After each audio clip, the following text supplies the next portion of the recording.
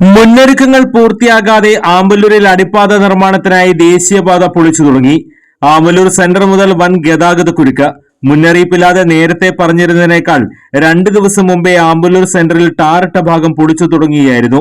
ചൊവ്വാഴ്ച വൈകിട്ട് 3 ദേശീയപാതയിൽ തൃശൂർ ഭാഗത്തേക്കുള്ള ഗതാഗതം തടഞ്ഞ വാഹനങ്ങൾ സർവീസ് റോഡിലൂടെ തിരിച്ചുവിടുകയായിരുന്നു. ഇതോടെ ദേശീയപാതയിൽ വൻ ഗതാഗത കുരുക്കായി. സർവീസ് റോഡിന്റെ പണി ഇപ്പോഴും ബാക്കി നിൽക്കുന്നതിനിടെയാണ് മുന്നറിയിപ്പ് ഒന്നുമില്ലാതെ ഗതാഗത നിയന്ത്രണം ആരംഭിച്ചത്. നേരത്തെ 26 മുതൽ അടിപ്പാത നിർമ്മാണം ആരംഭിക്കുമെന്നാണ് അറിയിച്ചിരുന്നെങ്കിലും ചൊവ്വാഴ്ച തന്നെ പണി തുടങ്ങിയായിരുന്നു. ഔപചാരികമായ ഗതാഗത നിയന്ത്രണം തുടങ്ങിയതോടെ 100 കണക്കിന് വാഹനങ്ങൾ ദേശീയപാതയിലും സർവീസ് റോഡിലും കുരുങ്ങി വലഞ്ഞു. പുതുക്കാട് സെന്റർ കടന്ന് കുറുമാലി പാലം വരെയും വാഹനങ്ങളുടെ നിര രൂപപ്പെട്ടു. അറിയിപ്പൊന്നുമില്ലാതെ റോഡ് പണിയും ഗതാഗത നിയന്ത്രണവും ആരംഭിച്ചത് വലിയ പ്രതിഷേധത്തിനിടയാക്കി. അടിപ്പാത പൂർത്തിയാക്കാൻ 10 മാസമാണ് ദേശീയപാത അതോറിറ്റി പറയുന്ന കാലാവധി. എന്നാൽ ആദ്യ ചുവട് തന്നെ വലിയ യാത്രാ ദുരിതവും പ്രതിഷേധവും ഉണ്ടാക്കിയതിന്റെ ആശങ്കയിലാണ് യാത്രക്കാരും നാട്ടുകാരും.